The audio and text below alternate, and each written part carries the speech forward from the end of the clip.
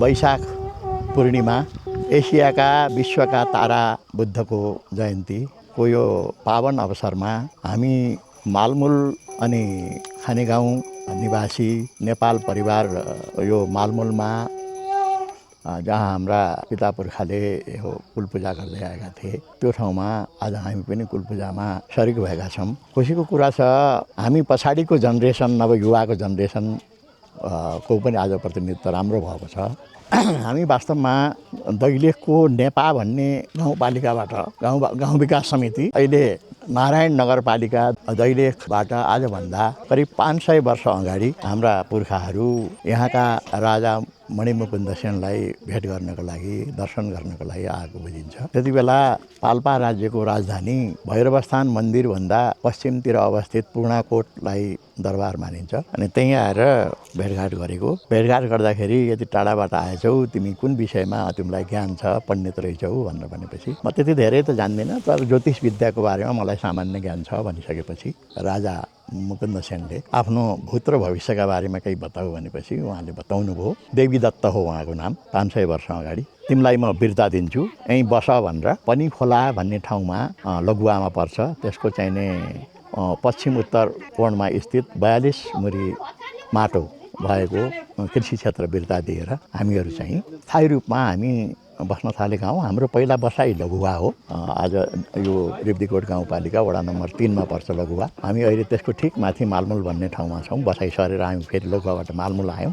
यसरी हाम्रा पुर्खाहरूले जुन कुल पूजा गर्नुहुन्छ हाम्रा कुलदेवता शिव देवादिदेव महादेवलाई मानिएको छ। त्यसै कारण हाम्रो कुल पूजामा यो बलिहरू दिने बोका खसी बोकाहरू चढाउने जस्ता कामहरू हुँदैनन्। सात्विक चिजहरू चढाउँछौँ, एकसाकी बस्छौँ। दोस्रो दिन पनि हामी सात्विक खाना खान्छौँ र सबै समूह जुटिसकेपछि हामी चाहिँ यो पूजा सम्पन्न गरेर प्रसादी चाहिने ग्रहण गरेर अनि त्यसपछि हामी बिदावादी हुन्छौँ। यो हाम्रो परम्परा हो र अहिले हामीले प्रति वर्ष होइन 1 वर्ष बिराएर बिजोड वर्षमा गर्ने गरेका छौँ र यस्तो परम्परा पनि हामीले बिजोड वर्षमा गर्ने परम्परा पनि 1 दशकदेखि चालु छ। वास्तवमा भन्ने हो भने हामीले आज शिवजीको आराधना शिवजीको पूजा शिवलाई कुलदेवता मानेर हामी पूजा गर्दछौँ र यो परम्परा अहिले यसको नेतृत्व 3rd जेनेरेसनले गरिरहेछ। बिस्तारै त्यो नेतृत्व चाहिँ 4th जेनेरेसन नव जवानहरूको बिचमा अब अगाडि बढाउने र यसलाई चिरकाल पर्यन्त यो हाम्रो परम्परालाई संस्कृतिलाई अगाडि बढाउने हामीले सोच बनाएका छौँ। यस्तै निर्णय पनि गरेका छौँ र आज त्यही पूजा सम्पन्न गर्दैछौँ। ओम कुलदेवाय नमः। ओम कुलायने गणपति पुरंधीश्वरे सिद्धसदने दिव्या विद्वा रुद्रा वसवो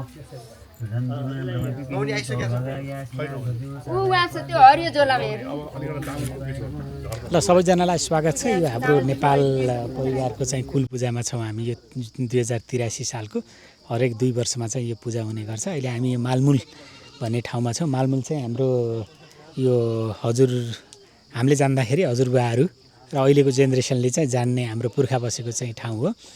यो चाहिँ कुल पूजा हाम्रो यो नेपालको चाहिँ यसरी खुल्ला चाहिँ राखेर गर्ने चलन हुन्छ। यहाँनिर हाम्रो अहिले यो के भन्छ अरे यसलाई यो कुल पूजा गर्ने पूजन प्रठोट भन्दो रहेछ होइन। प्रतिष्ठा गर्ने चाहिँ यो खालको चाहिँ ओपन छ। यो ठाउँ चाहिँ अब यो अलिकति छ। यसलाई चाहिँ हाम्रो हाम्रो बुवा हजुरबुवाहरूले चाहिँ यहाँसम्म ल्याउनु भयो। अब यो अर्को जेनेरेसनले यसलाई अलिकति व्यवस्थित गर्नुपर्छ भन्ने चाहिँ कुरा उठिरहेछ। अब यो अहिले भनौँ न यहाँ पानी पऱ्यो भने एकछिनपछि यहाँ भागाभाग हुने स्थिति छ। अब यी सबै कुरालाई मध्यनजर गरेर यसलाई अलिकति व्यवस्थित थोरै तारबार गर्ने र सानो ट्रस्ट गऱ्यो भने चाहिँ पानी पर्दा हामीले अलिकति व्यवस्थित पनि गर्न सकिन्छ अनि आएर बस्न पनि मिल्ने हुन्छ र सामानहरू पनि थन्काउन मिल्ने हुन्छ। त्यो लाइनमा पनि हामी जानुपर्छ भन्ने यो पुस्तान्तरणको चाहिँ राम्रो चाहिँ कुरा भएको स्थिति छ। अहिले हाम्रो यहाँ चाहिँ पूजा पनि चलिरहेछ। हाम्रो यो नेक्स्ट जेनेरेसनको हाम्रो ल यहाँ दाइलाई म देखाउँछु। नेक्स्ट जेनेरेसन भनेपछि हाम्रो जेनेरेसनको सबभन्दा ज्येष्ठ दाइ हुनुहुन्छ दामोदर दाइ। अहिले यहाँ चाहिँ पूजामा चाहिँ दाइ व्यस्त हुनुहुन्छ। ल अब यो हामी हरेक 2 वर्ष यो अब हाम्रो विशेष पहल चाहिँ नयाँ जेनेरेसन हरेक वर्ष यसमा चाहिँ व्यवस्थित तरिकाले आउने र यसलाई अझ व्यवस्थित गर्दै जाने। हाम्रो नेपाल खानदानको कुल पूजालाई अझ व्यवस्थित राम्रो बनाउने भन्ने चाहिँ हाम्रो सबै जोड दीर्घकालीन होइन त्यो गर्नुपर्छ भन्ने हाम्रो मान्यता छ। Thank you, bye bye. शब्दधाम प्रियाणि शब्दहोत्राः शब्दधात्वा शब्द एजन्ती शब्द योनि प्राधा प्रीणस्व हृदयन स्वाहा ओ पूर्णादरि परापत सुपूर्णा पुनरापत बस्ने भव्यक्रीडा इहा इखमूर्धगो शतक्रतो ओम इदं मे ब्रह्मचक्षत्रञ्चोमे श्रीयमसुताम मयि देवा ददतु श्रीयमुत्तमां तस्यैते स्वाहा।